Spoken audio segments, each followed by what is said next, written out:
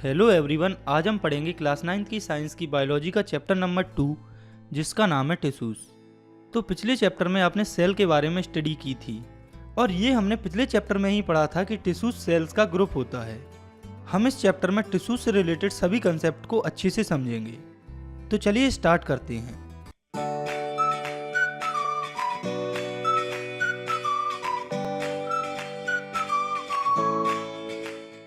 हमने अब तक पढ़ा है कि जो सेल होते हैं वो मिलकर टिश्यू फॉर्म करते हैं और जो टिश्यू होते हैं वो मिलकर ऑर्गन्स फॉर्म करते हैं और ये ऑर्गन्स मिलकर ऑर्गन सिस्टम फॉर्म करते हैं और ये ऑर्गन सिस्टम मिलकर एक कंप्लीट ऑर्गेनिज्म बनाते हैं। हमें यहाँ इनमें से सिर्फ टिश्यूज को अच्छे से डिटेल में समझना है। तो सबसे पहले देखते हैं इसकी डेफिनेशन को। तो tissues are group of cells having similar shape and function that act together to form a specific function. मतलब कि टिश्यूज जो है वो उन सेल्स का ग्रुप होते हैं जिनके शेप और फंक्शन एक जैसे होते हैं और ये सभी सेल जो ग्रुप में होते हैं वो एक स्पेसिफिक फंक्शन परफॉर्म करते हैं। कहने का मतलब है कि टिश्यूज एक जैसे सेल्स का ग्रुप होता है जो कि एक स्पेसिफिक फंक्शन परफॉर्म करते हैं। आगे हमें देखना है कि क्या ये जो प्लांट्स और एनिमल्स होते हैं वो एक जैसे टिश्यूज से मिलकर बने होते हैं। तो इस क्वेश्चन या टॉपिक का आंसर बिल्कुल ऑब्वियस है, क्योंकि हमने पिछले चैप्टर में ही देखा है कि प्लांट्स और एनिमल अलग अलग सेल से मिलकर बने होते हैं। तो जब प्लांट्स और एनिमल अलग अलग सेल से मिलकर बने होते हैं तो जब उनके अंदर सेल्स ही अलग अलग होते हैं तो टिश्यूज कैसे भी सेम नहीं हो सकते हैं। और इसका रीज़न है कि प्लांट्स और एनिमल्स में डिफरेंस। आइए नज़र डालते हैं कुछ ऐसे डिफरेंसेस पर जिनकी वजह से प्लांट्स और एनिमल्स के टिश्यू अलग अलग होते हैं। तो प्लांट्स स्टेशनरी और फिक्स होते हैं। तो प्लांट्स एक जगह से दूसरी जगह पर मूव नहीं करते क्योंकि ये एक जगह पर फिक्स होते हैं और इनकी जो ग्रोथ होती है वो लिमिटेड रीजन्स में होती है। तो आपने देखा होगा कि प्लांट्स की मोस्टली जो ग्रोथ है वो उनके पर्टिकुलर पार्ट्स में होती है, जो कि है ऊपर शूट्स और नीचे रूट्स में। कहने का मतलब है कि प्लांट्स के हर एक पार्ट में एक जैसी ग्रोथ नहीं होती, ग्रोथ उनके लिमिटेड रीजन में होती है। इसके साथ जो प्लांट्स होते हैं उन्हें काफ़ी कम एनर्जी चाहिए होती है सर्वाइव करने के लिए, क्योंकि प्लांट्स एक ही जगह पर फिक्स होते हैं, वो मूव नहीं करते, इसलिए इन्हें सर्वाइव करने के लिए काफ़ी कम एनर्जी चाहिए होती है। और प्लांट्स के जो ज़्यादातर टिश्यूज होते हैं वो डेड होते हैं। तो प्लांट्स की इन कैरेक्टरिस्टिक्स की वजह से प्लांट्स में अलग टाइप के टिश्यूज होते हैं।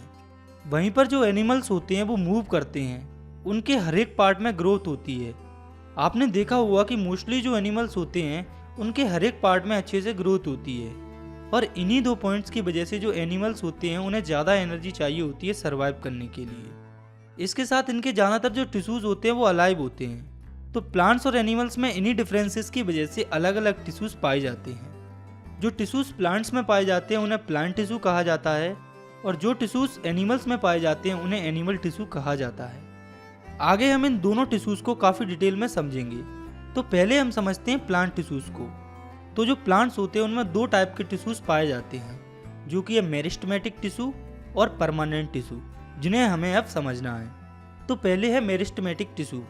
तो ये सिंपल लिविंग टिश्यू होते हैं, यानी कि जिंदा टिश्यूज होते हैं जो कि प्लांट्स के ग्रोइंग रीजन में पाए जाते हैं और इन टिश्यूज के जो सेल्स होते हैं वो डिवाइड होते हैं और नए सेल्स फॉर्म करते हैं। फॉर एग्जांपल प्लांट्स की जो रूट्स होती हैं, ग्रोइंग ब्रांचेस होती हैं और भी कोई ग्रोथ रीजन होता है उसमें मेरिस्टेमेटिक टिश्यू ही पाए जाते हैं। और ये जो मेरिस्टेमेटिक टिश्यू होते हैं उन्हें 3 टाइप्स में क्लासीफाई किया गया है, जो कि है एपिकल मेरिस्टेम, लेटरल मेरिस्टेम और इंटरसेलरी मेरिस्टेम, जिन्हें एक एक करके हमें समझना है। तो सबसे पहले है एपिकल मेरिस्टेम। और ये जो एपिकल मेरिस्टेम होता है ये स्टेम्स और रूट्स की ग्रोइंग टिप्स में प्रेजेंट होता है और इसी वजह से ये जो स्टेम्स और रूट्स हैं ये उनकी एलोंगेशन में हेल्प करता है। ये आप इस डायग्राम में भी देख सकते हैं। और ये एपिकल मेरिस्टेम ही रिस्पॉन्सिबल होता है प्लांट्स की प्राइमरी ग्रोथ के लिए। मतलब स्टार्टिंग में जो प्लांट्स की स्टेम और रूट में जो ग्रोथ होती है, जिसे प्राइमरी ग्रोथ भी कहा जाता है, वो एपिकल मेरिस्टेम की वजह से ही होती है। इसके बाद है मेरिस्टेमेटिक टिश्यू का दूसरा पार्ट, जो कि है लेटरल मेरिस्टेम। तो आप ये देखिए, ये है प्लांट में लेटरल मेरिस्टेम, जो कि इसकी लॉन्गिट्यूडनल एक्सिस में प्रेजेंट होता है इस तरह से। तो आप ये देखिए, ये है प्लांट, इसमें ये है एपिकल मेरिस्टेम और ये है लॉन्गिट्यूडनल एक्सिस जिसमें कि लेटरल मेरिस्टेम प्रेजेंट होता है। और ये जो लेटरल मेरिस्टेम होता है इसी की वजह से वेस्कुलर टिश्यूज डेवलप होते हैं। वेस्कुलर टिश्यूज होते हैं ट्रांसपोर्ट टिश्यू, मतलब वो टिश्यू जो प्लांट्स में ट्रांसपोर्टेशन का काम करते हैं। मतलब कि प्लांट में ट्रांसपोर्ट टिश्यू लेटरल मेरिस्टेम से ही डेवलप होते हैं। और ये जो लेटरल मेरिस्टेम होता है, इसी की वजह से स्टेम्स और रूट्स की जो गिर्थ होती है वो बढ़ती है। तो गिर्थ होती है एक तरह से चौड़ाई। तो प्लांट्स की स्टेम राउंड होती हैं। तो गिर्थ का मतलब यहाँ सर्कुलर वे में है, क्योंकि स्टेम चारों तरफ से चौड़ाई में बढ़ती है, जिसे कि गिर्थ कहा जाता है। और ये लेटरल मेरिस्टेम की वजह से ही बढ़ती है। और इसके साथ ये जो लेटरल मेरिस्टेम होता है वो रिस्पॉन्सिबल होता है सेकेंडरी ग्रोथ के लिए। तो सेकेंडरी ग्रोथ का सिंपली मतलब है चौड़ाई में बढ़ना, और वहीं पर प्राइमरी ग्रोथ का मतलब है लंबाई में बढ़ना। तो प्लांट्स की प्राइमरी ग्रोथ के लिए रिस्पॉन्सिबल होता है एपिकल मेरिस्टेम, और सेकेंडरी ग्रोथ के लिए रिस्पॉन्सिबल होता है लेटरल मेरिस्टेम। इसके बाद हमें देखना है इंटरसेलरी मेरिस्टेम को। तो ये जो है वो प्लांट में इंटरनोड्स में पाया जाता है यहाँ पर, जैसा कि आप इस डायग्राम में देख सकते हैं, जो कि प्लांट्स की स्टेम वगैरह या ओवरऑल लॉन्गिट्यूडनल ग्रोथ में हेल्प करता है। तो आप इस डायग्राम पर नज़र डालिए। इसमें यह है एपिकल मेरिस्टेम, और यह है इंटरसेलरी मेरिस्टेम, और यह है लेटरल मेरिस्टेम। और इन सभी के फंक्शंस को हम ऑलरेडी अच्छे से समझ चुके हैं। इसके बाद हमें समझना है प्लांट टिश्यूज़ के दूसरे टाइप को, जो कि है परमानेंट टिश्यू। तो ये टिश्यूज़ उन सेल्स से मिलकर बने होते हैं जो कि आगे डिवाइड नहीं हो सकते। तो इन टिश्यूज़ का शेप, साइज और थिकनेस है वो डेफिनेट होती है, यानी कि फिक्स होती है। इसके साथ ये जो परमानेंट टिश्यू हैं वो चाहे डेड हो सकते हैं या लिविंग हो सकते हैं। मतलब कि परमानेंट टिश्यू लिविंग भी हो सकते हैं और डेड भी हो सकते हैं। ये जो परमानेंट टिश्यूज होते हैं ये आगे दो टाइप्स के होते हैं, जो कि ये सिंपल परमानेंट टिश्यू और कॉम्प्लेक्स परमानेंट टिश्यू, जिन्हें हमें समझना है। तो पहले है सिंपल परमानेंट टिश्यू। तो ये ऐसे टिश्यू होते हैं जो कि सिमिलर टाइप के सेल से मिलकर बने होते हैं, जो कि सिमिलर फंक्शंस परफॉर्म करते हैं। मतलब कि सिंपल परमानेंट टिश्यू ऐसे सेल से मिलकर बने होते हैं जो कि एक जैसे हों, उनकी स्ट्रक्चर और फंक्शंस भी सेम हो। और ये जो सिंपल परमानेंट टिश्यूज होते हैं इसके भी आगे दो टाइप्स होते हैं, जो कि है प्रोटेक्टिव टिश्यूज और सपोर्टिंग टिश्यूज, जिन्हें हमें समझना है। तो पहले है प्रोटेक्टिव टिश्यूज। तो प्रोटेक्टिव टिश्यूज दो चीज़ों से मिलकर बने होते हैं, जो कि है एपिडर्मिस एंड कॉर्क, जिसे कि फेलम भी कहा जाता है, जिन्हें हमें सेपरेटली यानी कि अलग अलग समझना है। तो पहले है एपिडर्मिस। तो ये एक बाहर की सिंगल सेल की एक लेयर होती है प्लांट ऑर्गन जैसे लीफ, फ्लावर और रूट्स की। और ये जो एपिडर्मिस होती है वो एक वाटरप्रूफ लेयर से कवर होती है, जो कि होती है क्यूटाइल। तो आप लोगों ने कई बार नोटिस किया होगा कि जब बारिश होती है और जब वो रुक जाती है तो पेड़ों की पत्तियों पर पानी की बूंदें रह जाती हैं। तो वो बूंदें हैं वो लीफ के अंदर क्यूटाइल लेयर की वजह से ही एंटर नहीं कर पाती, क्योंकि लीफ में एपिडर्मिस होता है और एपिडर्मिस में एक वाटरप्रूफ लेयर होती है जिसे क्यूटाइल कहा जाता है। इसके साथ ये जो एपिडर्मिस होता है इसमें छोटे छोटे पोर्स होते हैं, यानी कि छेद होते हैं, जिन्हें स्टोमेटा कहा जाता है। और ये जो पोर्स या स्टोमेटा होते हैं इनके दोनों साइड में किडनी शेप्ड सेल्स होते हैं, जिन्हें गार्ड सेल्स भी कहा जाता है। तो ये आपको याद रखना है कि guard cells kidney shaped cell होते हैं जो कि स्टोमेटा के दोनों तरफ पाए जाते हैं। इन्हें और अच्छे से समझने के लिए आप नज़र डालिए इस डायग्राम पर। तो इस डायग्राम में शो किया गया है कि जब लीफ को माइक्रोस्कोप से देखा जाता है तो वो कुछ ऐसी दिखती है। तो इस डायग्राम में आप देखिए ये है सेल, और इन सभी को एक साथ एपिडर्मिस कहा जाता है। ये जो आपको ग्रीन ग्रीन स्ट्रक्चर दिख रही है ये है स्टोमेटा, और इसके आसपास जो किडनी जैसी स्ट्रक्चर दिख रही हैं ये हैं गार्ड सेल्स। तो इस डायग्राम को देखने के बाद अब हमें देखना है एपिडर्मिस के फंक्शंस को। इसमें पहला फंक्शन है कि stomata present in epidermis allow us gaseous exchange during photosynthesis. मतलब कि एपिडर्मिस के अंदर जो स्टोमेटा होता है वो गैसेस को एक्सचेंज करने का काम करता है। ये स्टोमेटा CO2 को अपने अंदर लेते हैं और ऑक्सीजन को रिलीज करते हैं फोटोसिंथेसिस के टाइम पर। इसका दूसरा फंक्शन है it protects plants from desiccation and infection. मतलब कि जो एपिडर्मिस होता है वो प्लांट को इन्फेक्शन और सूखने से बचाता है। इसके बाद stomata also helps in transpiration. तो ये जो स्टोमेटा होता है वो अपने से वाटर को लॉस होने देता है ट्रांसपायरेशन के लिए, जब प्लांट में एक्सेस वाटर आ जाए। और बात करें ट्रांसपायरेशन की, तो ये एक ऐसी प्रोसेस होती है जिसमें प्लांट्स की एरियल पार्ट्स यानी कि ऊपर वाले पार्ट से वाटर वेपर फॉर्म में निकल जाता है स्टोमेटा के थ्रू। तो ये स्टोमेटा ट्रांसपायरेशन में हेल्प करता है। लेकिन जब प्लांट्स में वाटर की कमी होती है तो क्यूटाइल जो कि एक वाटरप्रूफ लेयर होती है वो ट्रांसपायरेशन और इवोपोरेशन की रेट को कम कर देती है।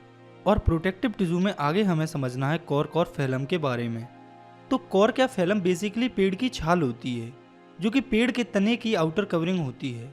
ये जो हैं वो डेड सेल्स यानी कि मरे हुए सेल से मिलकर बनी होती हैं और इनके अंदर इंटरसेलुलर स्पेस नहीं होता है, मतलब कि इनके सेल्स पैक्ड होते हैं और उनके बीच में कोई डिफरेंस नहीं होता है।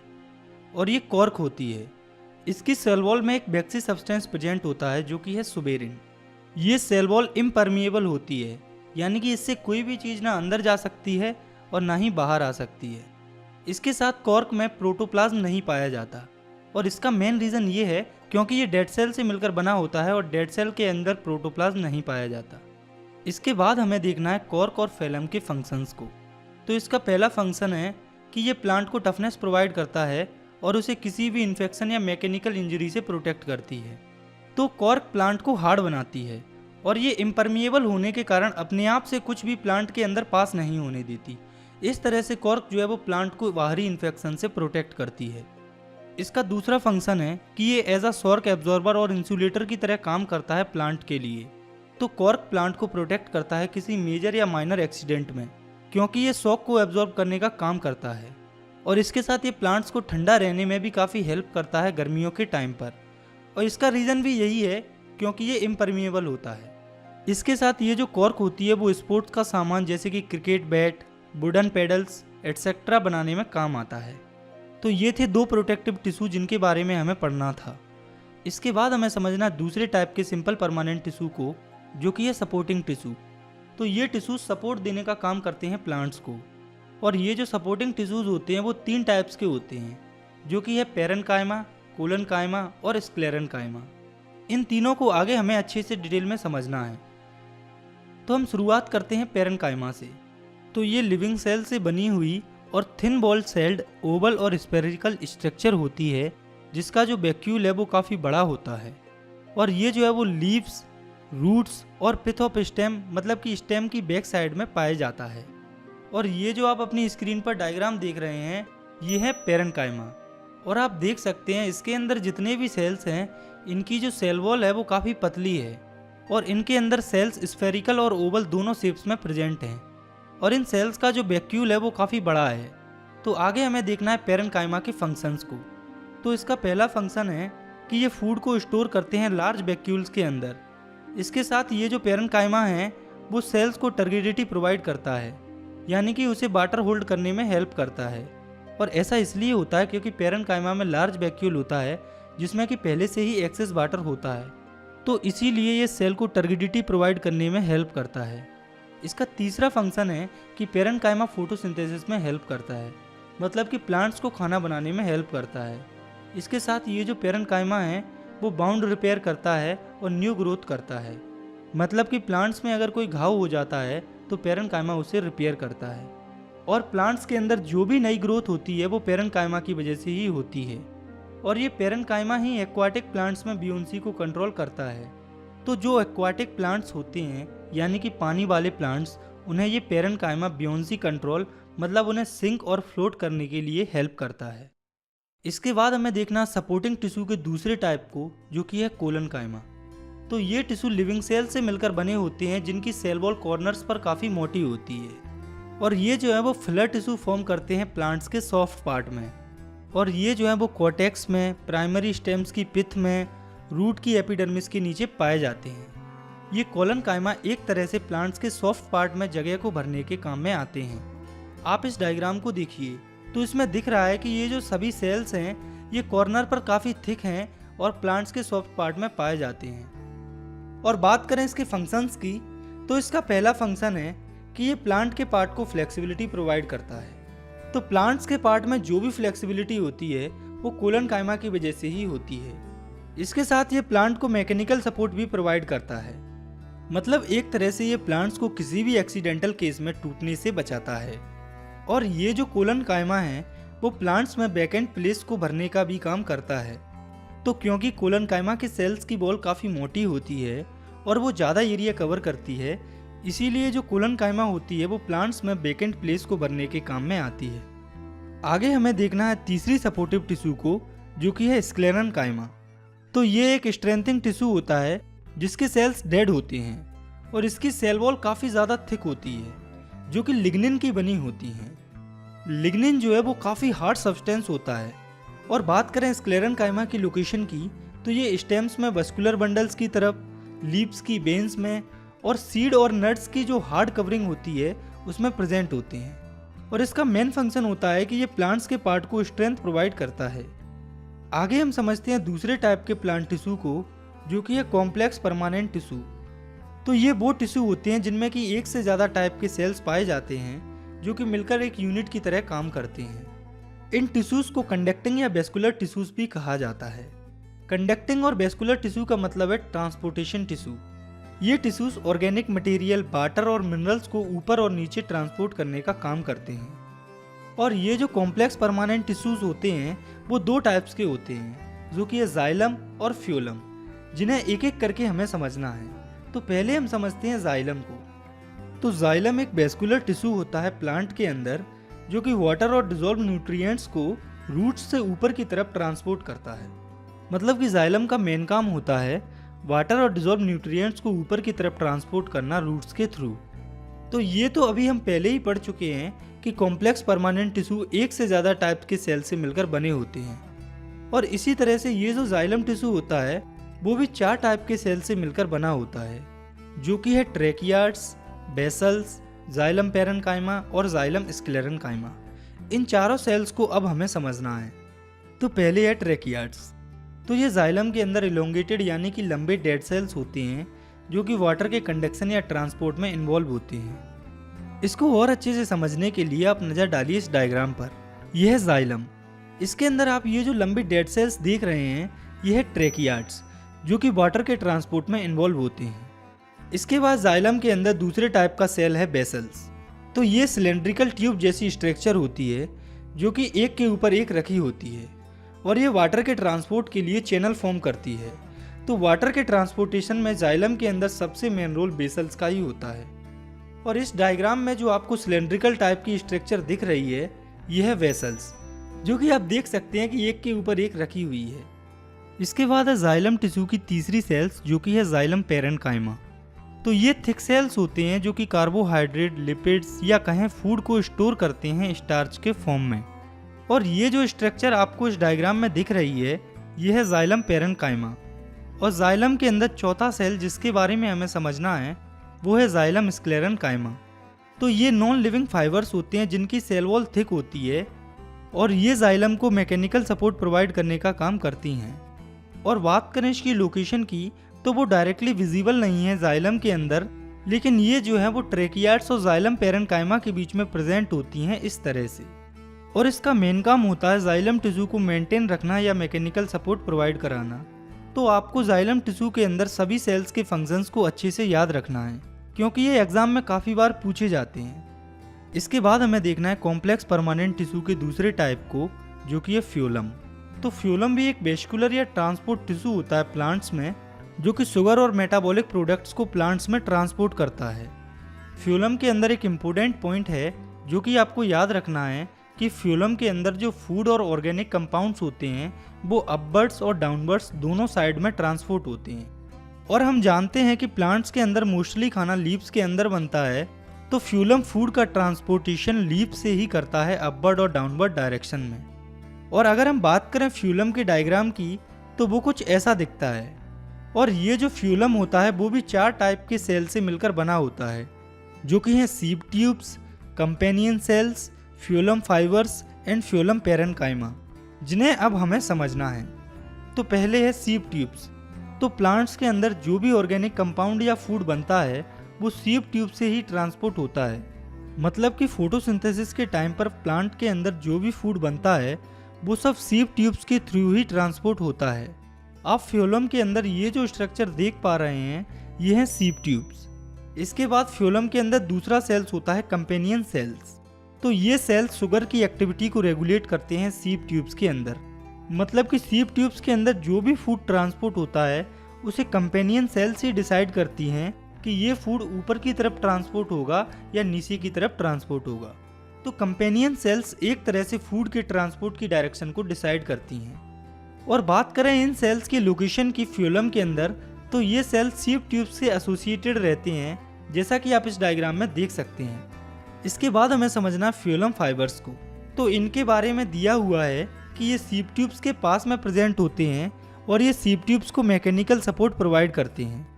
और चौथा सेल जिसके बारे में फ्यूलम के अंदर हमें पढ़ना है वो है फ्यूलम पैरेन्काइमा। तो ये थिक सेल्स होते हैं जिसमें कि फूड स्टोर होता है। और आप ये जो सीप ट्यूब्स और कंपेनियन सेल्स के आसपास स्ट्रक्चर देख रहे हैं ये है फ्यूलम पैरेन्काइमा।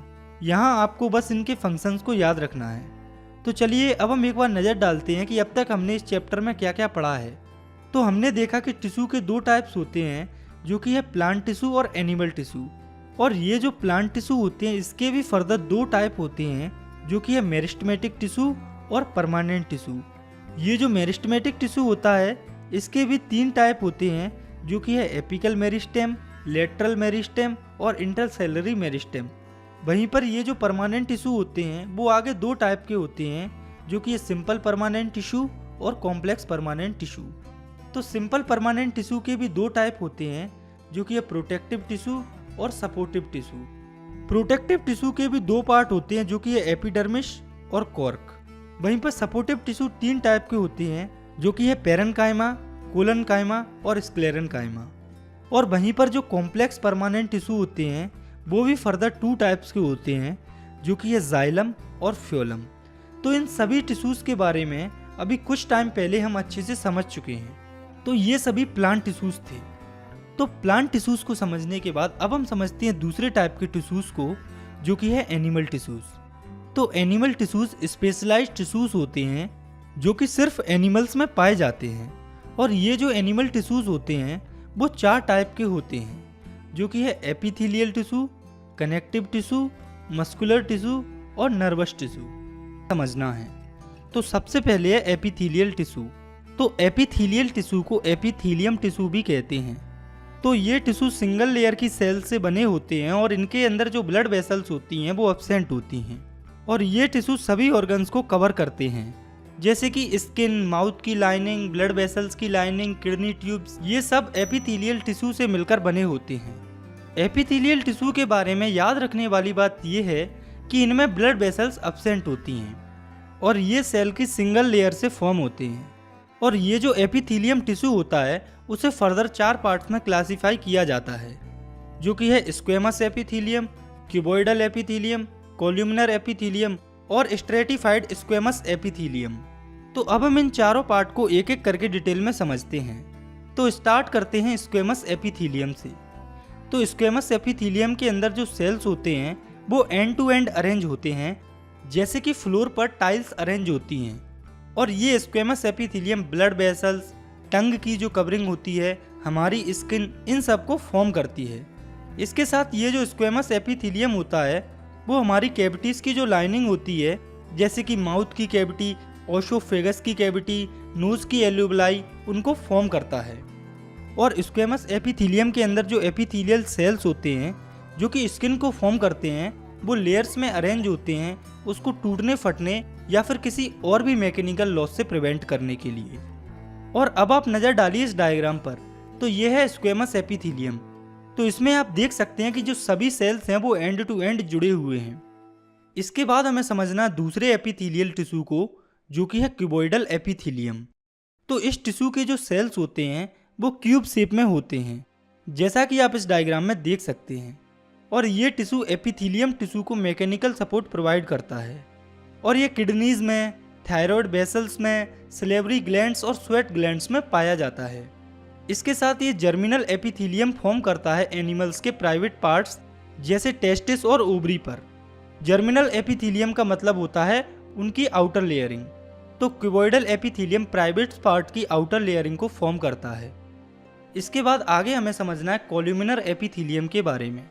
तो ये एक पिलर लाइक स्ट्रक्चर होती है जिसकी सरफेस पर थ्रेड्स जैसे स्ट्रक्चर होते हैं जो कि एब्जॉर्प्शन में हेल्प करते हैं। तो आप नज़र डालिए इस डायग्राम पर। तो आप इसमें देख सकते हैं कि इसमें ये पिलर टाइप की स्ट्रक्चर है और ये थ्रेड्स जैसे आपको इसकी सरफेस पर दिख रहे हैं ये एब्जॉर्प्शन में हेल्प करते हैं। इसके साथ जो कोल्यूमिनर एपिथेलियम होती है वो स्टोमक की लाइनिंग फॉर्म करती है और स्मॉल इंटेस्टाइन और लार्ज इंटेस्टाइन की फॉर्मेशन में भी इसका रोल होता है।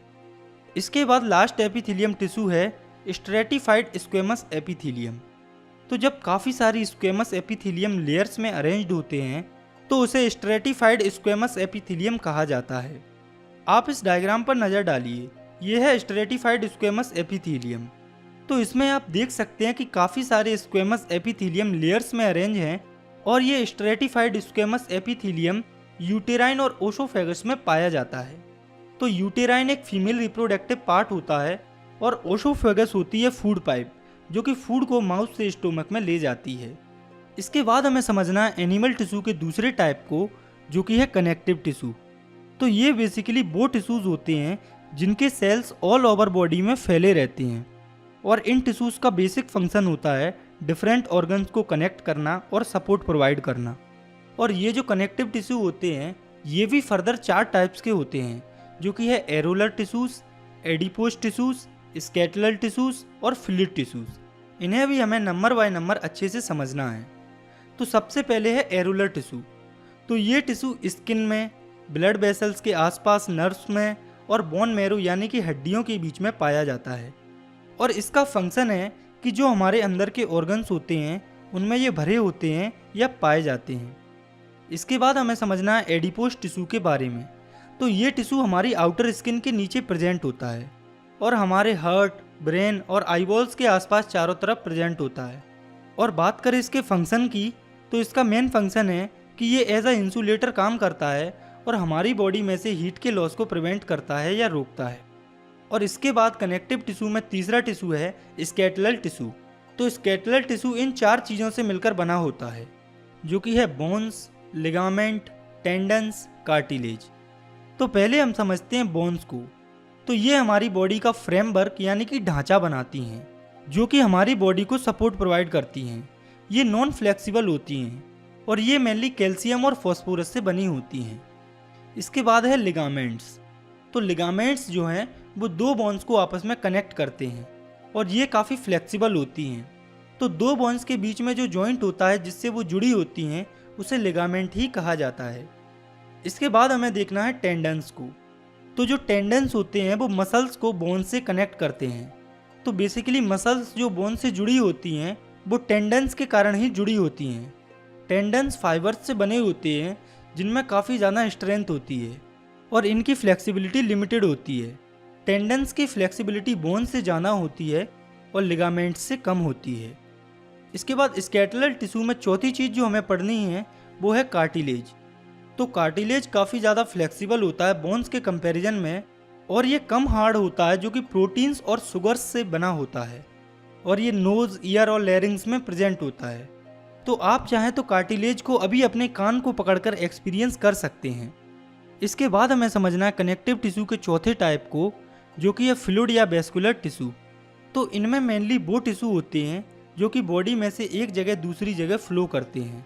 तो एनिमल्स के अंदर मेनली एक ही फ्लूइड टिश्यू होता है, जो कि है ब्लड, जिसे हमें अब समझना है।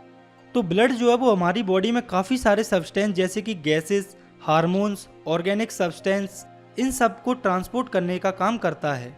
जो ब्लड होता है उसके अंदर एक फ्लूइड मैट्रिक्स प्रेजेंट होता है, जो कि है प्लाज्मा, और इसके अंदर ही आरबीसी यानी कि रेड ब्लड सेल्स, डब्ल्यूबीसी यानी कि वाइट ब्लड सेल्स और प्लेटलेट्स मिली हुई होती हैं।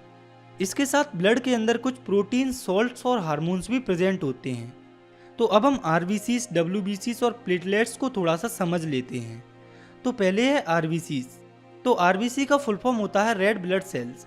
इसके अंदर लाल कलर का रेस्पिरेटरी पिगमेंट प्रेजेंट होता है, जो कि है हीमोग्लोबिन, जो ब्लड को ऑक्सीजन में ट्रांसपोर्ट करता है। और इसी हीमोग्लोबिन की वजह से ब्लड का जो कलर है वो रेड होता है। इसके बाद है डब्ल्यूबीसीज। तो जो वाइट ब्लड सेल्स होते हैं वो हमारी बॉडी को बाहर के हार्मफुल सब्सटेंसेस से प्रोटेक्ट करते हैं, और अगर ब्लड में इनकी कमी हो जाती है तो हमारी बॉडी का इम्यून सिस्टम कमज़ोर पड़ जाता है और हम जल्दी जल्दी बीमार पड़ जाते हैं। तो वाइट ब्लड सेल्स को अच्छे से समझाने के लिए हमारी जो टीचर थी उन्होंने हमें काफ़ी अच्छा एग्जाम्पल दिया था। मैं चाहता हूँ कि आप भी उसे सुनें। तो आप मान लो कि ब्लड है हमारा प्यारा इंडिया और डब्ल्यूबीसी है इसके सोल्जर्स और टेररिस्ट हैं हार्मफुल सब्सटेंसेस। तो अगर हमारे सोल्जर्स यानी कि डब्ल्यूबीसी कमज़ोर या कम पड़ते हैं तो ये हार्मफुल सब्सटेंसेस या टेररिस्ट हमारी कंट्री में घुस आएंगे और हमें नुकसान पहुंचाएंगे। और अगर वहीं पर अगर डब्ल्यूबीसी सही मात्रा में होंगे और स्ट्रॉन्ग होंगे, यानी कि हमारे सोल्जर्स या आर्मी स्ट्रॉन्ग होगी, तो वो हमें प्रोटेक्ट करेगी इन हार्मफुल सब्सटेंसेस से या टेररिस्ट से। So please respect our soldiers and our Indian army. तो अब आपको शायद ये आर्मी वाले एग्जाम्पल से WBC का फंक्शन अच्छे से समझ में आ गया होगा। इसके बाद हमें समझना है प्लेटलेट्स के बारे में। तो प्लेटलेट्स ब्लड में क्लॉट बनाने का काम करते हैं, यानी कि ब्लड में क्लॉटिंग इन्वॉल्व होती है। तो क्लॉटिंग का मतलब होता है खून का थक्का जमना। आपने कभी नोटिस किया होगा कि जब हमें चोट लग जाती है तो उस जगह से खून बहने लगता है, लेकिन कुछ टाइम बाद वो खून अपने आप बंद हो जाता है। तो ये क्यों होता है? तो ये सब प्लेटलेट्स की वजह से ही होता है, वही खून को रोकने में हेल्प करती है। इसके बाद हमें समझना है तीसरे टाइप के एनिमल टिश्यू को, जो कि है मस्कुलर टिश्यू। तो हमारी बॉडी में जो मूवमेंट होती है वो मस्कुलर टिश्यू की वजह से ही होती है, और ये टिश्यू रिलैक्सेशन और कॉन्ट्रैक्शन की कैपेबल होती हैं। मतलब कि ये टिश्यू रिलैक्स और कॉन्ट्रैक्ट हो सकती हैं। तो मस्कुलर टिश्यू या मसल्स बेसिकली 3 टाइप्स के होते हैं, जो कि है स्ट्रिएटेड मसल्स, स्मूथ मसल्स और कार्डिक मसल्स, जिन्हें हमें अब समझना है। तो पहले है स्ट्रिएटेड मसल्स। तो ये मसल्स मेनली बोन से अटैच्ड होती हैं टेंडन्स के द्वारा। ये वॉलेंटरी मसल्स होती हैं, यानी कि ये हमारे कंट्रोल में होती हैं। इन मसल्स के जो सेल्स होते हैं वो मल्टी न्यूक्लिएटेड होते हैं, मतलब कि इनके सेल्स में एक से ज़्यादा न्यूक्लियस प्रेजेंट होते हैं। और इन मसल्स में एक स्पेशल प्रोटीन प्रेजेंट होता है, जो कि है कॉन्ट्रैक्टाइल प्रोटीन, जो कि कॉन्ट्रैक्ट और रिलैक्स करता है मसल्स को, जिससे कि मूवमेंट पॉसिबल हो पाती है। इन मसल्स से अगर ज़्यादा काम लिया जाए तो ये थक जाती हैं और इन्हें रेस्ट की नीड होती है। इन मसल्स को हम एक्सरसाइज और डाइट से ग्रो भी कर सकते हैं। जैसे आपने देखा होगा कि जो बॉडी बिल्डर्स होते हैं उनकी मसल्स काफ़ी बड़ी होती हैं। इसके बाद मस्कुलर टिश्यू का दूसरा टाइप है स्मूथ मसल्स। तो ये इनवॉलेंटरी मसल्स होती हैं, मतलब कि इन मसल्स पर हमारा कंट्रोल नहीं होता, और इन मसल्स के सभी सेल्स यूनिन्यूक्लिएटेड होते हैं, मतलब कि इनके हर एक सेल में एक ही न्यूक्लियस होता है। इसके साथ ये मसल्स स्पिंडल शेप्ड होती हैं। स्पिंडल मतलब धुरी जैसा, सिंपली ऐसा शेप जो बीच में मोटा हो और कोनों पर पतला हो। ये मसल्स हमारी आइरिस ऑफ आई में, यानी कि आंखों की पुतलियों में, इंटरनल ऑर्गन्स जैसे कि ब्रोंकाई में, इंटेस्टाइन में, स्टोमक की बॉल्स में एटसेट्रा में पाई जाती हैं। इसके बाद तीसरे टाइप की मसल्स हैं कार्डिक मसल्स। तो ये स्पेशलाइज्ड मसल्स होती हैं जो कि सिर्फ हार्ट में पाई जाती हैं, और ये इनवॉलेंटरी, मतलब कि ये हमारे कंट्रोल में नहीं होती। ये मसल्स भी यूनिन्यूक्लिएटेड होती हैं, मतलब कि इनके भी सेल में एक ही न्यूक्लियस होता है, और इन मसल्स के अंदर जो रिदमिक कॉन्ट्रैक्शन और रिलैक्सेशन है वो पूरी लाइफ टाइम चलता रहता है। और जब ये रिलैक्सेशन और कॉन्ट्रैक्शन बंद हो जाता है, यानी कि जब कार्डिक मसल्स काम करना बंद कर देती हैं, तो इंसान इमीडिएटली डेड हो जाता है। तो लास्ट में हमें देखना है एनिमल टिश्यू के चौथे टाइप को, जो कि है नर्वस टिश्यू। तो नर्वस टिश्यू को न्यूरॉन टिश्यू भी कहा जाता है, और ये हमारी बॉडी में ब्रेन, स्पाइनल कॉर्ड और नर्व्स में प्रेजेंट होते हैं। नर्वस टिश्यू के जो सेल्स होते हैं वो काफ़ी जल्दी एक जगह से दूसरी जगह इन्फॉर्मेशन पास करते हैं। इनका मेन फंक्शन है कि ये बॉडी की एक्टिविटीज़ को कंट्रोल और कोऑर्डिनेट करते हैं, और इनका मेजर रोल होता है हमारे इमोशंस में और मेमोरी में। तो नर्वस टिश्यू जिन सेल्स से मिलकर बना होता है वो होते हैं नर्व सेल्स, जिन्हें न्यूरॉन्स भी कहा जाता है। और ये जो आप अपनी स्क्रीन पर देख रहे हैं ये है न्यूरॉन का डायग्राम। तो इसमें ये है डेंड्राइट, जो कि इसकी टिप पर प्रेजेंट है, और ये है इसका न्यूक्लियस, जो कि सेंटर में प्रेजेंट है। ये है एक्सॉन, और एंड में ये है नर्व एंडिंग। तो इस डायग्राम में और भी पार्ट्स होते हैं, लेकिन इस क्लास में आपको केवल न्यूरॉन के बारे में इतना ही जानना है। तो अब आप अपनी स्क्रीन पर ये जो फ्लोचार्ट देख रहे हैं, इसमें एनिमल टिश्यू के टाइप्स और उनके नेम दिए हुए हैं। जैसे अभी हमने थोड़े टाइम पहले प्लांट टिश्यू को देखा था, तो इसका आप स्क्रीनशॉट ले सकते हैं क्विक रिवीजन के लिए। तो इसी के साथ हमारा ये जो चैप्टर है वो यहाँ पर ख़त्म होता है। आई होप आपको अच्छे से समझ में आया होगा। अगर वीडियो पसंद आई है तो आप इसे लाइक कर सकते हैं, और आप चाहें तो इस चैनल को भी सब्सक्राइब कर सकते हैं। मिलते हैं नेक्स्ट वीडियो में, तब तक के लिए thanks for watching, take care, bye.